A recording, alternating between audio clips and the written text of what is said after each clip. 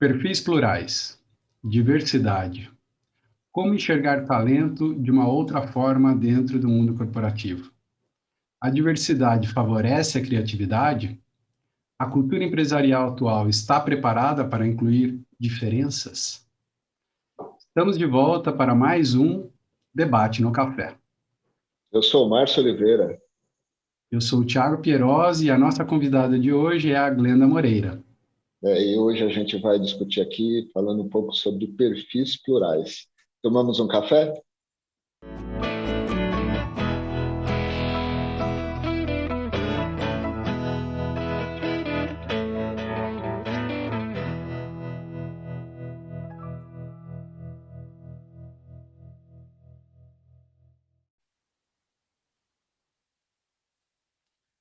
A Glenda é psicóloga, especialista em diversidade e inclusão, mãe do Henricão, sócia fundadora da Ikigai, mantenedora da Associação Brasileira de Mulheres LGBTIs.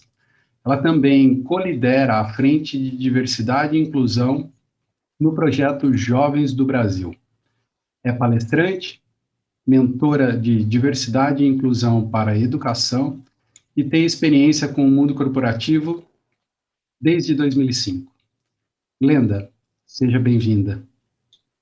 Oi, Thiago, obrigada. Eu super agradeço aí o convite. Oi, Márcio, tudo bem? Tudo bom. Super obrigada pelo convite, estou feliz em fazer esse bate-papo aí com vocês. Sou apaixonada pelo que faço, diversidade e inclusão é meu propósito de vida, então vai ser uma delícia poder discutir sobre todos os aspectos que a gente vai falar hoje. Que ótimo, seja bem-vinda. Obrigada. Legal, Glenda, obrigado mesmo por aceitar, para a gente poder bater um papo, tomar um cafezinho. Eu não sei se vocês têm café aí, de repente.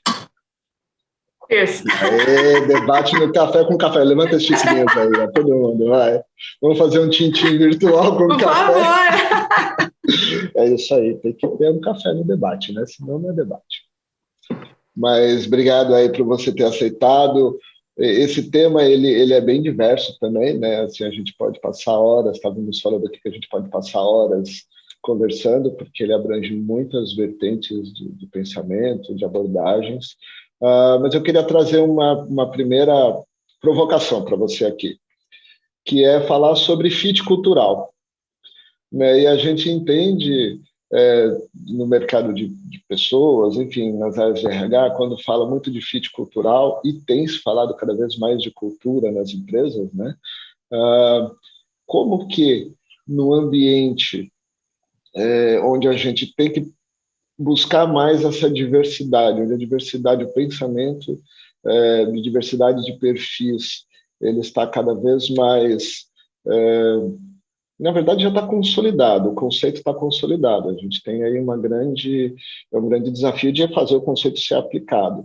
Mas como que fazer o fit cultural, ou seja, a cultura de uma empresa dar fit com a cultura de uma pessoa? Antigamente, eu diria que era um pouco mais fácil, até porque era meio que imposto, né? Você tem aqui a cultura é essa, você se adequa, encaixa em empresas muito grandes, você se adequa na cultura do seu chefe direto, às vezes não era nem da empresa, né?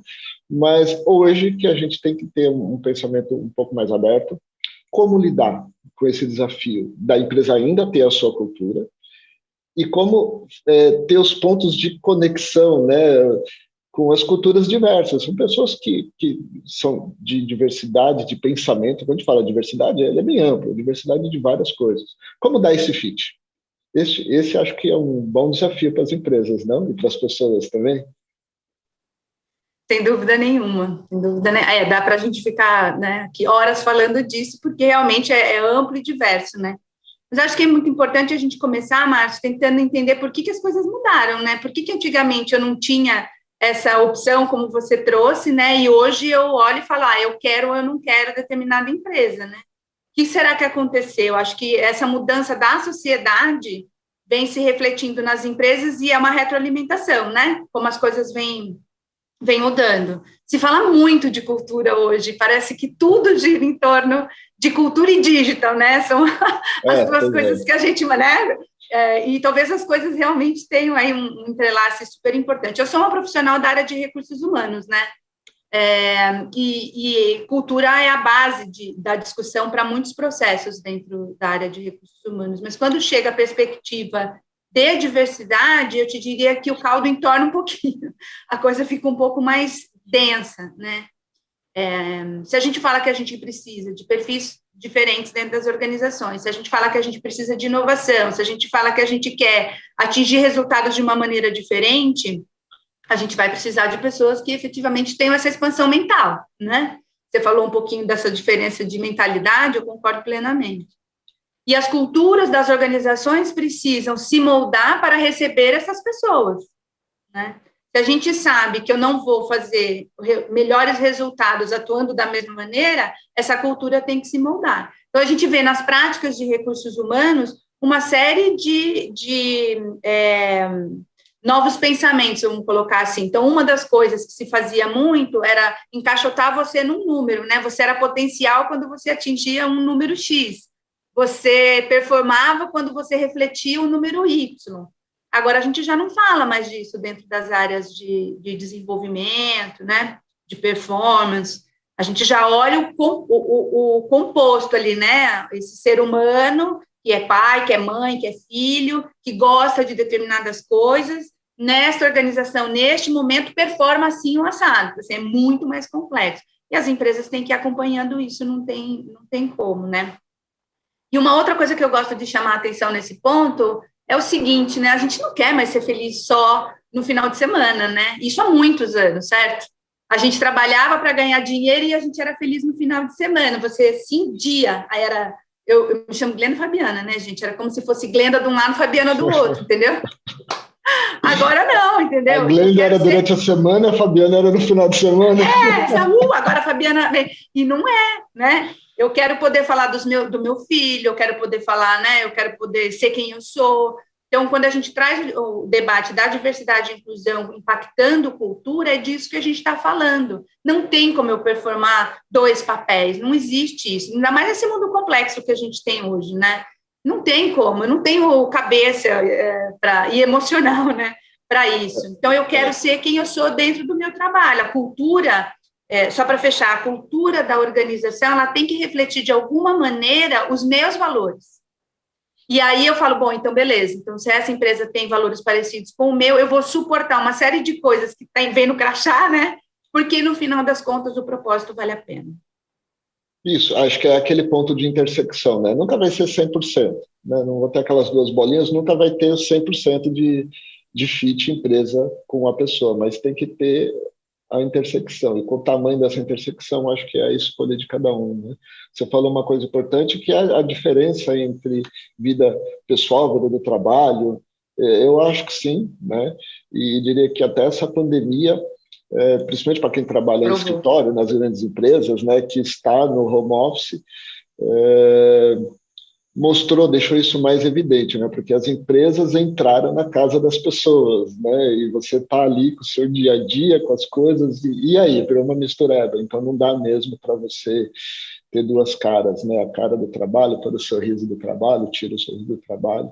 Eu vi um vídeo no LinkedIn de uma pessoa que eu achei bem interessante, né? Que era uma mãe com a criança no colo, com um fone assim igual o meu aqui, falando, e ela contando como que é o dia dela, que tem hora que ela perde a concentração, porque tem o bebê ali, tá? Ela é sozinha, tem o bebê, não tem como deixar no lugar, mas colocando o desafio que é isso, mas é a realidade dela, né? E sempre foi, né, as 2 coisas, sempre foi. É que a gente não enxergava desse jeito, porque tinha o distanciamento físico, né? Eu saio de casa e vou para a empresa, pelo menos para grande parte das pessoas, né?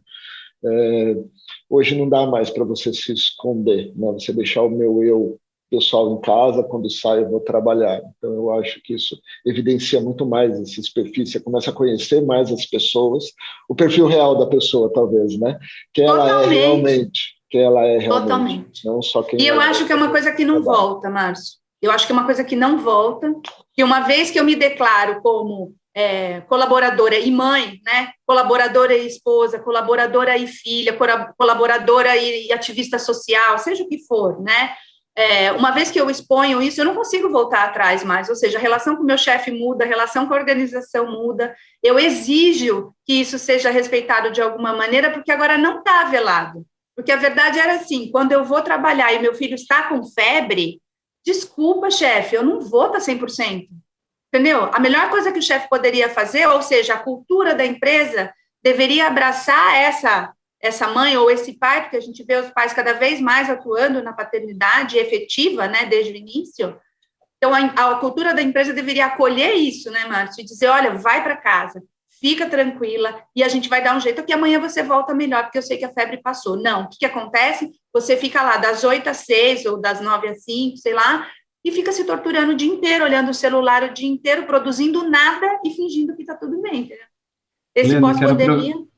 Perfeito. Eu vou aproveitar esse gancho para te fazer outra pergunta, né? Claro. Que é justamente o lado da empresa. Como você enxerga hoje que as empresas estão se preparando para receber essa diversidade, para receber esse profissional que vem de um outro lugar, que talvez seja muito diverso, né? No histórico profissional, na bagagem que ele traz, nas experiências que ele tem, né? Ele ou ela, obviamente.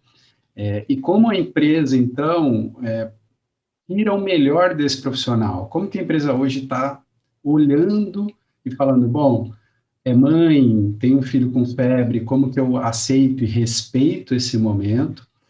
E aí fica muito claro, né?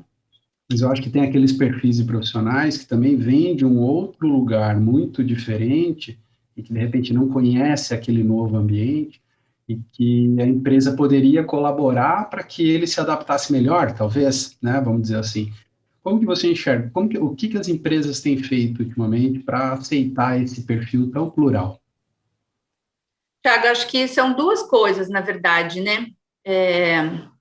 O olhar ali do que é essa diversidade, né? Porque as empresas têm discutido muito os marcadores sociais mais óbvios, vamos dizer assim, né? Que está certo, porque a gente tem que discutir isso. Mas eu ainda vejo, e aí seria um outro lado para a gente falar, eu ainda vejo a gente falando pouco de diversidade cognitiva, né?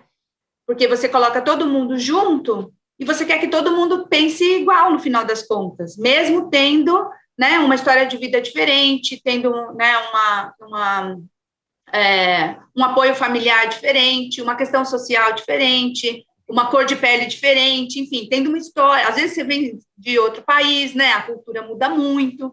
Eu que trabalhei em multinacional boa parte da minha vida, virava e mexia, aparecia um gringo, né? E aí eu brincava que tinha, assim, o kit feijoada, sabe? Ó, senta aqui, o Brasil é assim, né? Você dá a feijoada, dá a caipirinha e faz de conta que estamos adaptados, né? Então, eu acho que a gente ainda tem muita discussão para fazer de como que a gente abre a discussão para entender o que esses perfis diferentes podem nos trazer de grandes diferenciais, entendeu? Porque o que as empresas ainda estão fazendo muito eu contrato o que é diverso, né, o que é plural, encaixoto assim que eu dou o crachá no primeiro dia, entendeu? E aí, óbvio que você não consegue aproveitar. Então, eu acho que a gente ainda tem muita coisa para avançar nessa pauta. E depois também pede para pensar fora da caixa, né? Total. Que pode ser que essa pessoa já esteja, né, trazendo um pensamento de fora da caixa, Total. Mas a gente quer encaixotar. Então, acho que tem um caminho, né? Tem um espaço para ser percorrido, talvez, nessa visão de perfis plurais e diversidade, da inclusão, saindo dos clichês, obviamente. Eu acho que... Posso fazer só uma pontuação? Claro, de novo, né, eu acho que a gente ainda tem que falar de marcador social por muito tempo, porque, por exemplo, né, assim, o que seria o justo, né, pensando numa justiça social, seria que a gente tivesse, dentro das nossas organizações, todos os perfis que a gente tem na demografia do Brasil, né, Tia? A gente sabe que não é bem assim, né? Então, assim, tem lá uma certa categoria, aspas, né, que está na alta liderança, e a gente sabe bem quem não está na liderança e onde essas pessoas estão. Isso é claro para todos nós, né? Então, acho que precisa de um movimento que a gente fala dentro da diversidade e inclusão, de afirmação, né, ter a intenção, a intencionalidade de mudar algumas características da demografia das organizações e, em paralelo, trabalhar o que eu estava discutindo agora com o Márcio, que é a questão cultural, entendeu? Porque senão a gente vai continuar contratando diferente, passa naquela máquina de moer carne para sair todo mundo igual depois, né? Então, eu não consigo modificar a estrutura da minha organização se eu não fizer as duas pontas, sabe? Eu acho que é um processo mesmo, como você bem mencionou. Eu acho que aí, só colocando um outro ponto, que acho que ali em paralelo a gente pode até discutir isso ou não, que é talvez as empresas, principalmente as grandes empresas, eu falo das grandes empresas porque as multinacionais, enfim, porque elas é que têm o recurso, o capital para isso, que é rediscutir o papel social da grande empresa e o quanto que, num país como o nosso, que tem grandes desafios, eu vou usar a palavra desafios porque eu acho que ela é mais branda, né? Mas desafios sociais, e como a gente tem governos desde sempre, né? Desde o início, acho que desde o descobrimento, que tem uma dificuldade muito grande de lidar com essa parte social, seja por pensamento, seja por recursos, seja por, enfim, por características dos nossos governos, o quanto que as empresas não poderiam ter um papel social mais efetivo, e não precisa ser macro, pode ser micro, né? Mas que ajude a montar, a melhorar a sociedade, desde o desenvolvimento, desde a educação, desde vários fatores que hoje são obrigações do governo, mas que as grandes empresas que têm capital para isso poderiam também, de maneira individual, uma parte mais micro, o seu entorno, por exemplo, uma grande indústria, o entorno dela, às vezes você tem uma grande indústria, o entorno dela é horrível, é pobre, é miserável, o quanto que ela não poderia atuar ali e ajudar a sociedade a se desenvolver, porque eu acho que isso poderia ajudar depois para a gente olhar para dentro da empresa e falar, ela não reflete a sociedade.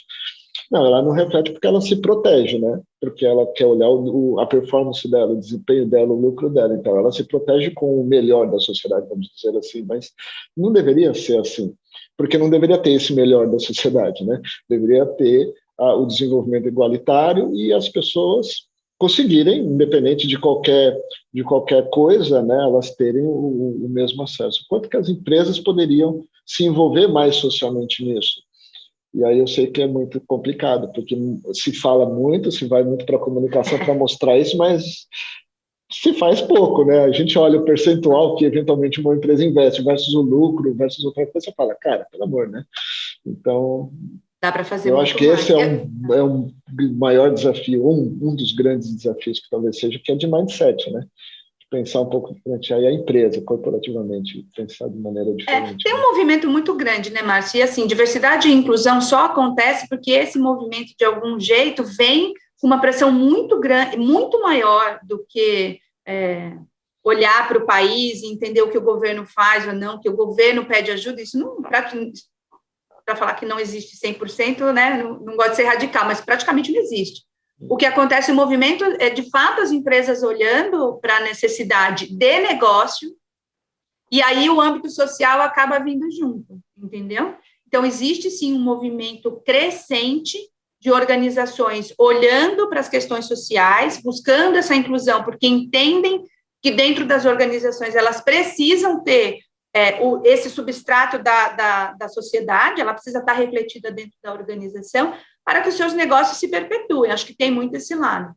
E responsabilidade social é isso, né? Tá bom, você está tirando, e aí para todo tipo de negócio, né? Você está tirando, sei lá, a pedra de determinado lugar, o que você está fazendo no entorno? Ou você está, né, pescando em determinado lugar, o que você está fazendo nessa comunidade?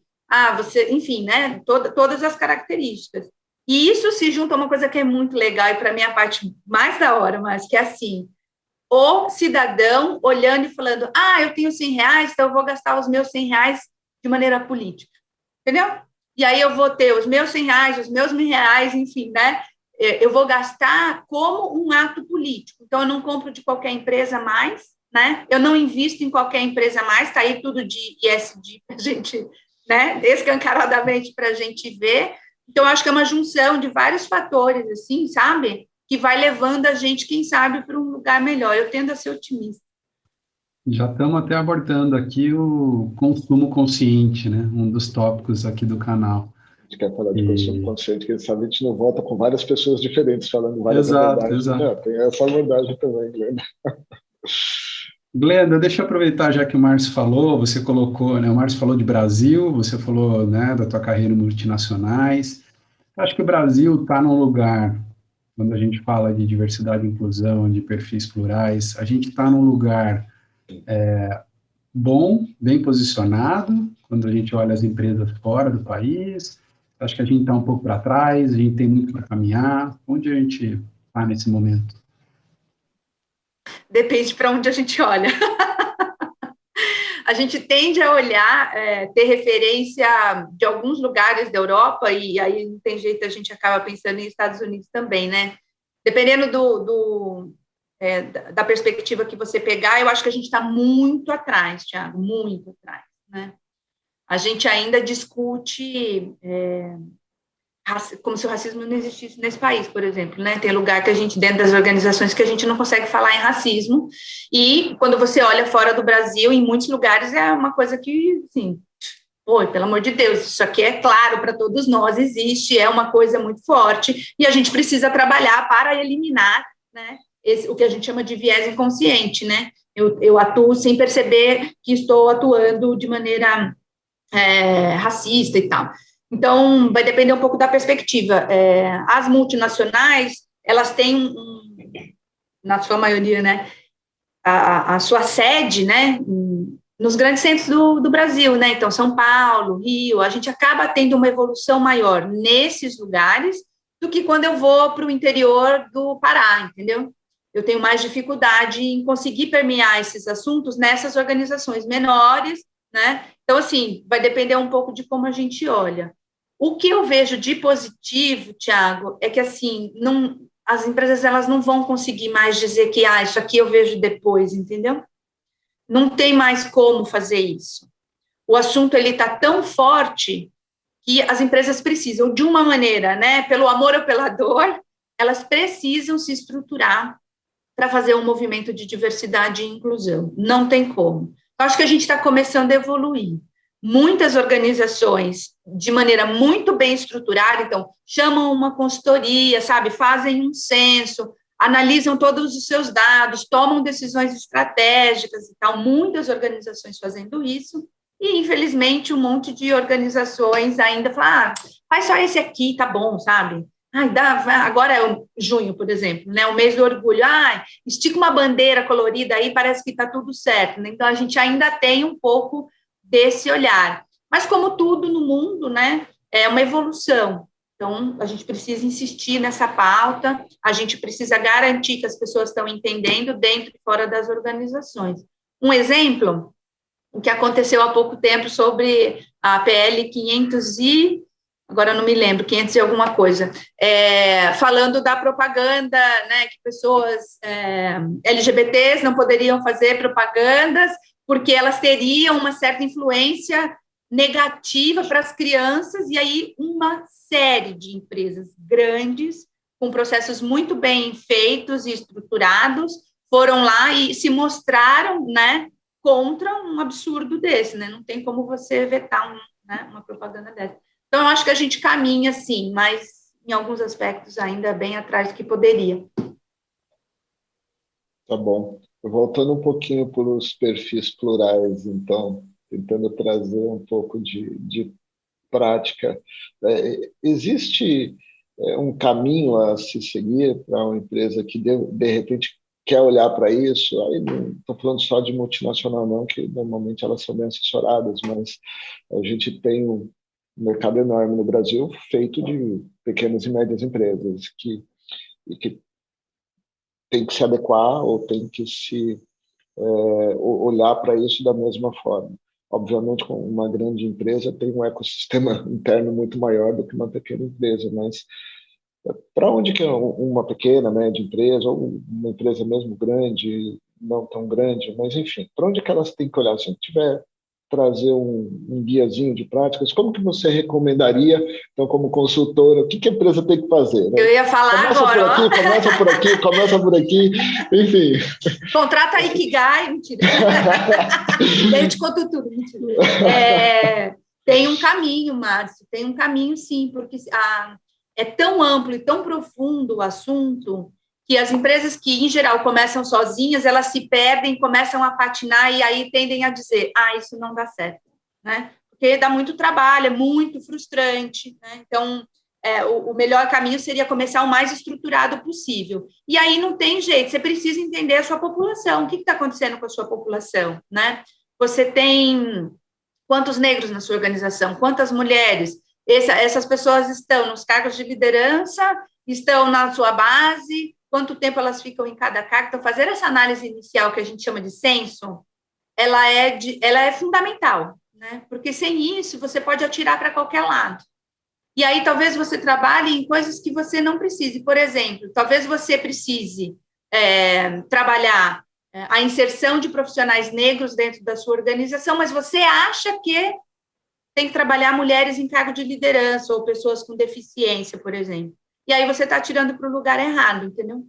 Então, fazer o censo é a primeira coisa. Com o censo, você começa a discutir a estratégia do teu projeto, porque ele tem um cunho social, óbvio, né? Porque ele vai movimentar muito a sociedade, né, nos aspectos sociais, porque você dá oportunidade, a gente falou disso agora há pouco, né? Dar oportunidades. Mas ele também tem uma questão de negócio, né? Então, você precisa saber exatamente como fazer a sua agenda de diversidade e inclusão impulsionando as áreas de negócio, entendeu? Porque, por exemplo, numa área de desenvolvimento de produto, por que perfis plurais podem te ajudar?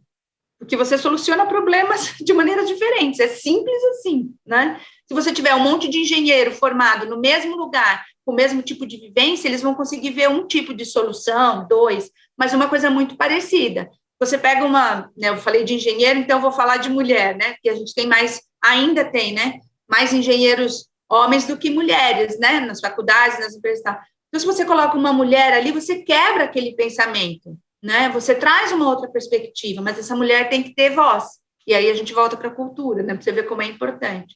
Então, você precisa fazer o censo, precisa ter, né, esse alinhamento de estratégia e precisa ter o que a gente chama de transformação cultural, né?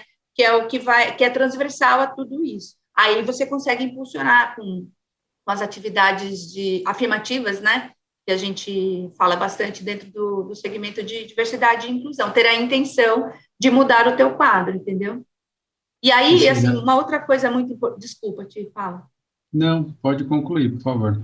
Porque eu acho que uma coisa muito importante, assim, todo mundo fala de recrutamento e seleção, vamos recrutar perfis plurais, só que aí chega dentro da organização, a remuneração não foi pensada, né? Os planos de desenvolvimento também não foram pensados, né? A maneira como eu dou feedback para uma pessoa que veio da favela é diferente, entendeu? Porque eu preciso direcionar essa conversa de uma outra maneira. Senão eu coloco a autoestima dessa pessoa ainda mais para baixo, eu não recupero nunca mais.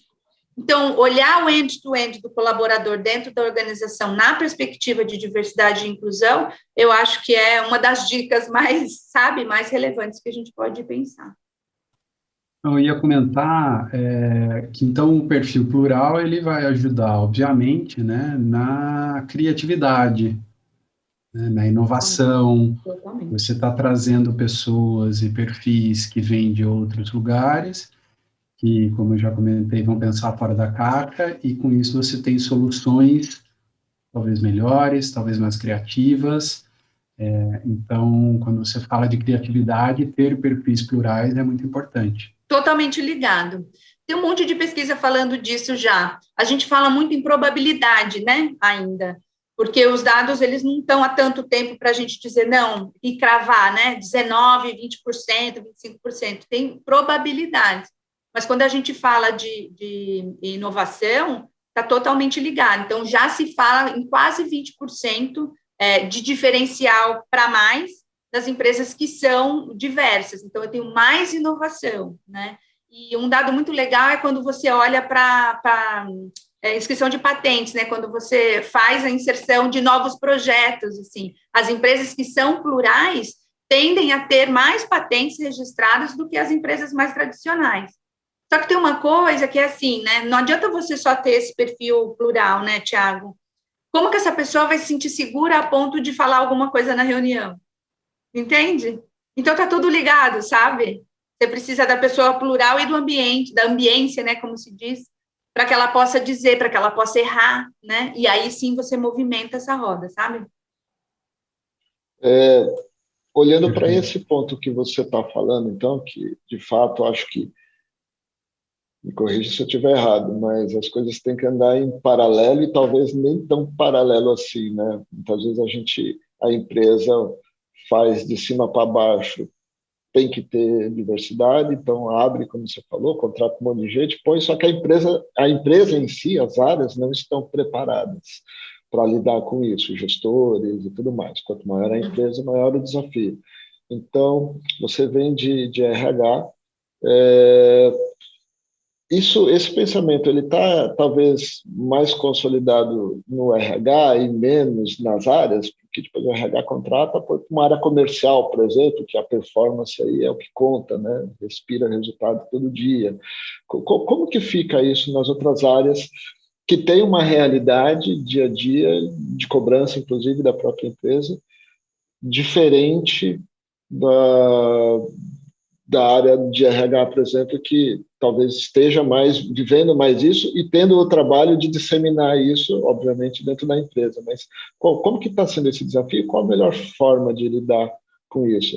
Você falou uma coisa importante, né? Às vezes vem de cima para baixo, não, precisa ter isso. Aí você falou, uma pessoa que vem de uma condição social, uma favela, mas é colocado numa área e que ela recebe feedback, como todo mundo, porque o feedback é dado pela característica do gestor. Eu tenho minha forma de dar feedback, eu dou igual para todo mundo.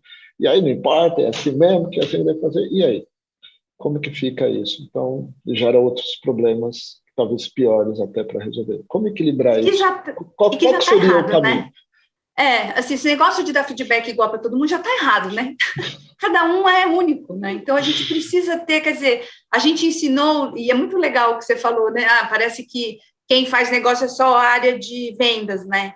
Eu fui recrutamento e seleção por muitos anos, e eu batia no meu time direto, assim, não são só eles que fazem o resultado, nós fazemos porque nós contratamos eles e elas. Então, nós somos parte desse resultado, entende? Não é só o cara que está lá na frente, né, vendendo que faz o resultado. Então, esse é um conceito que mudou também, sabe? É importante que a gente internalize, todo mundo faz o resultado, né?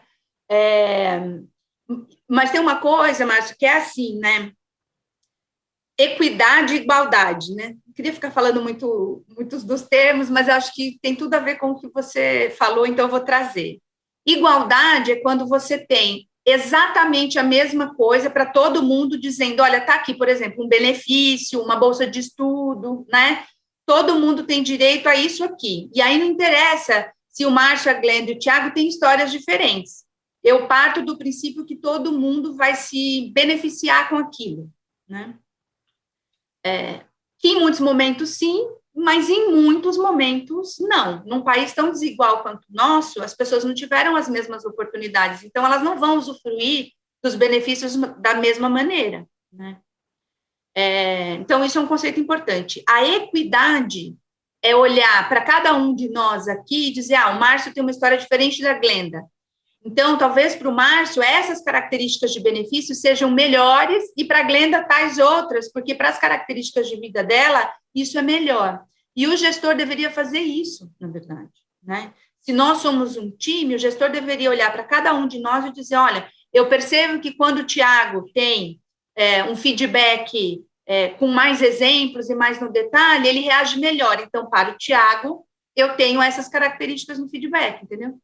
A Glenda, eu percebo que, nossa, quando o filho dela está mal na escola, ela fica mais sensível. Então, talvez a gente precisa fazer um acolhimento primeiro e depois dar o feedback. Sabe assim? Que não é nada demais. Na verdade, a gente está falando de respeito, né? E aí, quando a gente põe no perfil plural, imagina uma pessoa que vem de uma condição social diferente da que a gente costuma ver nas grandes organizações, né? Com uma série de privilégios e tal. É óbvio que ela não vai entender o feedback na mesma proporção. É óbvio que ela é diferente, porque ela tem uma condição de vida diferente, porque ela veio de uma estrutura diferente.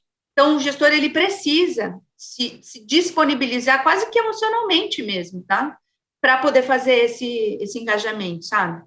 Então, as empresas precisam fazer a mesma coisa, Márcio, entender essas características, né? Principalmente na perspectiva de equidade, e aí fazer a inserção, né, das políticas, das práticas, né, da cultura, como a gente já falou várias vezes, refletindo um pouco do que é essa população interna, né? Se eu tenho um grupo muito grande de LGBTs, por exemplo, talvez eu precise fazer um tipo de acolhimento. As minhas políticas, né, elas devem ter um determinado olhar para este público. Se eu estou falando do público de pessoas negras, né, talvez eu precise ter uma adaptação da política, principalmente quando a gente diz com relação à educação, então eu preciso incentivar.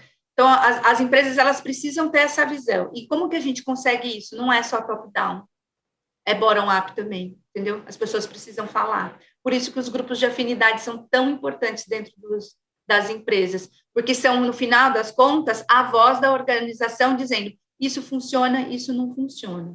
E, para fechar, isso não é uma agenda de RH, isso é uma agenda transversal de negócio. Então, muitas empresas já contratam uma pessoa de diversidade e inclusão separado do RH para buscar fazer essa agenda transversal, sabe?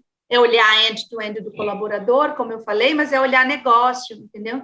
É fazer treinamento para liderança, mas é também ouvir os colaboradores, e aí você faz essa mistura toda, sabe? É uma grande alquimia no final, acho que é por isso que me encanta. Legal. Eu queria aproveitar um pouco de tudo que a gente falou aqui. A gente tem dado bastantes exemplos de marcadores sociais, né, como você comentou, né, mas eu queria, de repente, algum outro exemplo na tua carreira, o que você já viu de coisa muito diferente, que foi muito diverso, algum grande, você fala, olha, isso aqui foi, para mim, né, me marcou porque era realmente muito diferente. Foi uma aposta ou alguma coisa assim, de um perfil muito plural para aquela empresa, para aquele momento. Se puder trazer algum que não seja, né? Obviamente, olha, não, era dentro de marcador social, também tudo bem.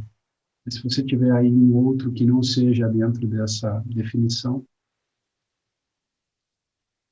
Tiago, você sabe que eu descobri diversidade e inclusão por uma inquietude, né?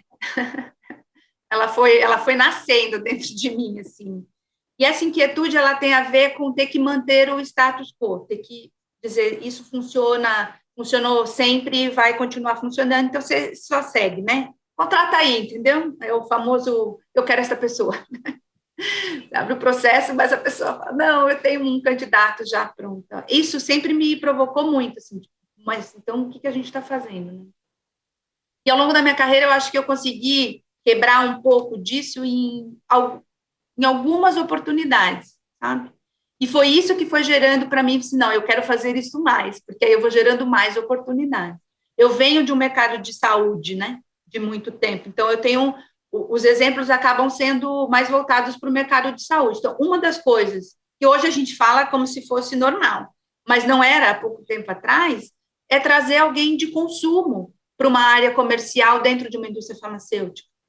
Era uma coisa assim, você fala, nossa, mas de jeito nenhum. Essa pessoa nem sabe falar com um médico, né, por exemplo. E aí você fala, tá, mas a competência, né, para uma função comercial, a pessoa tem. Então, como que a gente faz esse balanço? E eu travei algumas brigas por conta disso, mas tive muito sucesso, sabe, fazendo essas provocações. E aí a gente vai para o lugar que eu acho que é onde a gente deveria abrir mais para a discussão, sabe? Que é um marcador social, óbvio, porque ele precisa existir, mas que é a diferença de pensamento, que é a diferença de vivência, entendeu? E ouvir de área de tecnologia para dentro da indústria farmacêutica, sabe? Ah, está numa função regional, não vai vir para o local porque acha que é menos? Não. Então, tudo isso é uma quebra de paradigma, no final das contas, sabe? Que leva a gente para esse lugar do plural, entendeu? Sim. Acho que é um pouco por aí. Muito legal. Eu esses dias, eu posso queria... dar? Óbvio. Aconteceu comigo. Assim, eu tenho a carreira toda trabalhando em agências, né? Agências de comunicação, agências de propaganda. Uma das características de uma agência é, ora está falando de um segmento de um mercado, ora estou falando de outro. Então, eu tinha reunião de manhã, ia falar de doce e chocolate, à tarde eu ia falar de antena parabólica, né? No final do dia eu estava falando de cerveja. Então, assim, super plural, né? A gente tinha que ficar virando chavezinhas, e mais do que isso, era ganhar confiança na empresa de que você tem competência e habilidade para falar do negócio dele, mesmo que você não viva 100% do dia o negócio dele, né? Eu falava de medicamento, né, Thiago? E saía para falar de varejo de moda. Então, assim, saí da reunião e ia para outra. Então, assim, teve um caso específico que eu estava na frente, eu e meu sócio estávamos na frente de um presidente de uma grande empresa, aí de faturamento na casa dos bilhões, de B2B. Isso era uma outra coisa, fora fala de consumidor final, hora fala de B2B.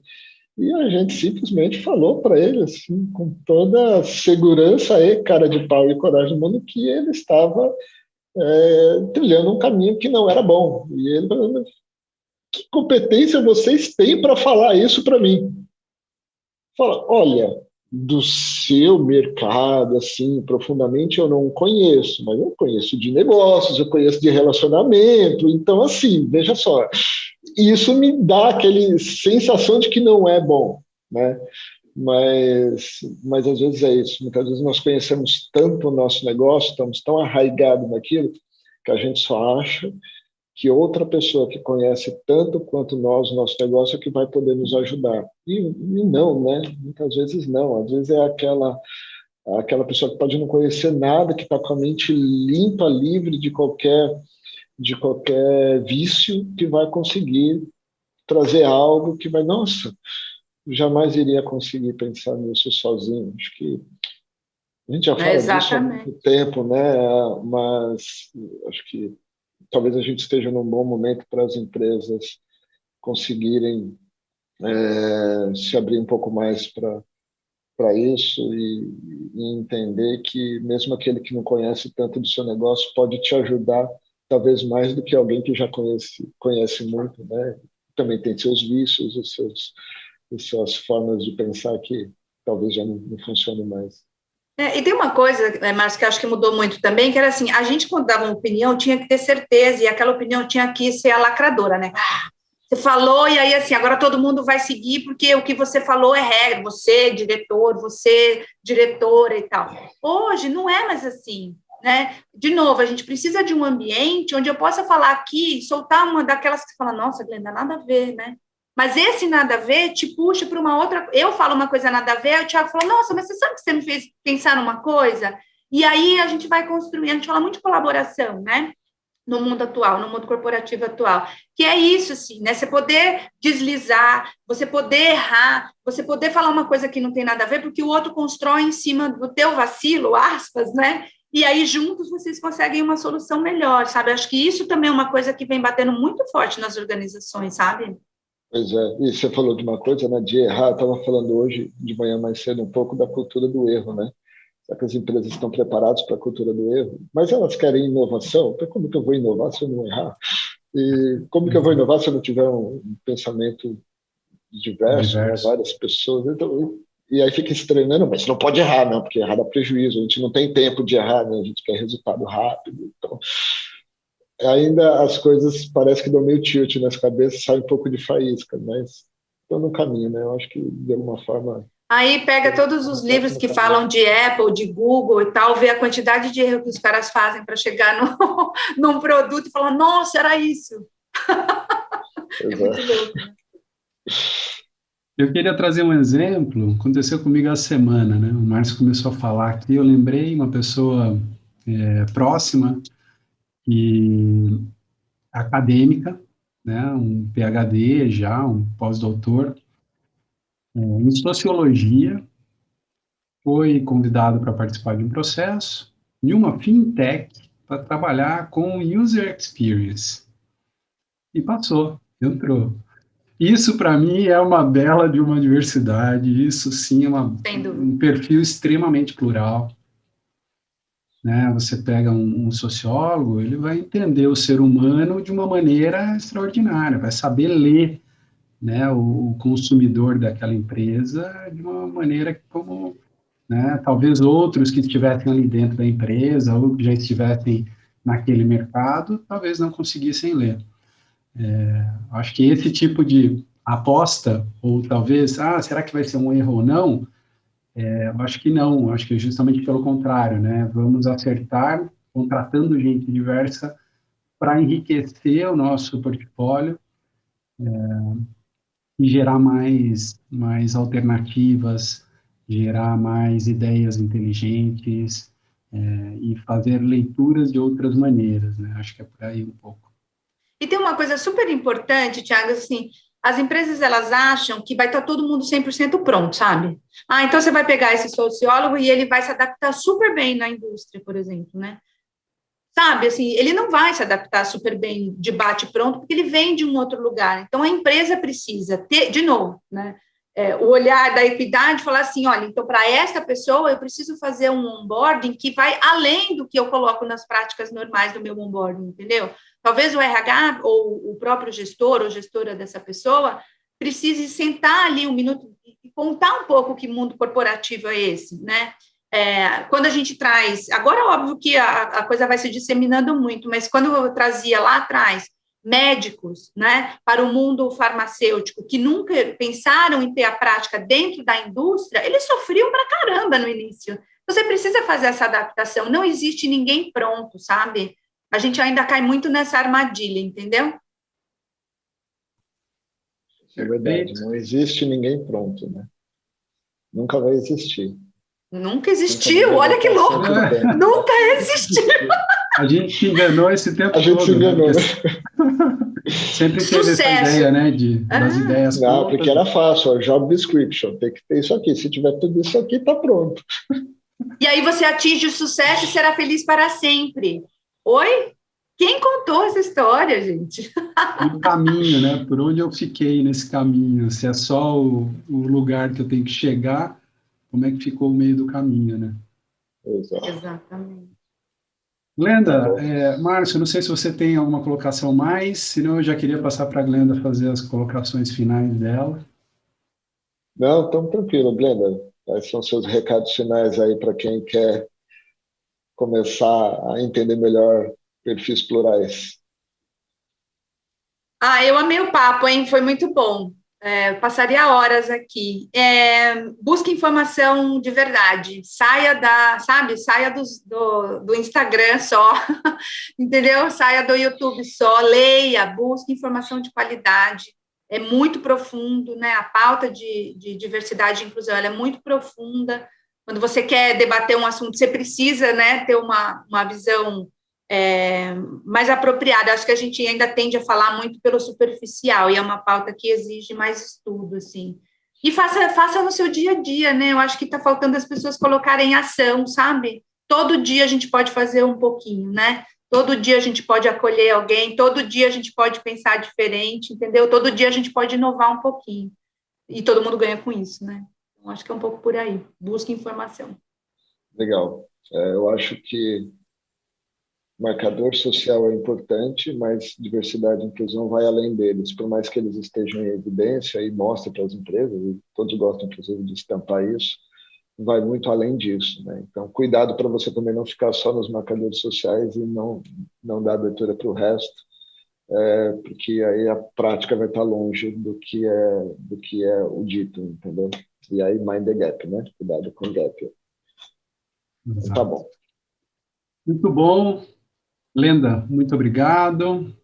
Se vocês ficaram até aqui, gostaram do conteúdo, nos sigam nas redes sociais. A gente está no Twitter, estamos no Instagram, estamos no LinkedIn. Temos o nosso site, debatenocafé.com.br. Siga a gente lá no YouTube também, em todas as plataformas de podcast. E você sempre vai ser avisado sobre novos conteúdos que a gente publicar. Glenda, muito obrigado pela tua participação. Márcio, muito obrigado. Obrigado, Thiago. Obrigado mais uma vez, Glenda, pelo seu tempo. Valeu, gente. Trazer entendimento, sabedoria para a gente, conhecimento. Foi importante para mim entender melhor alguns conceitos, reforçar outros pensamentos. E para quem aí está nos assistindo, nos ouvindo, espero que você tenha gostado e até o próximo Debate no Café.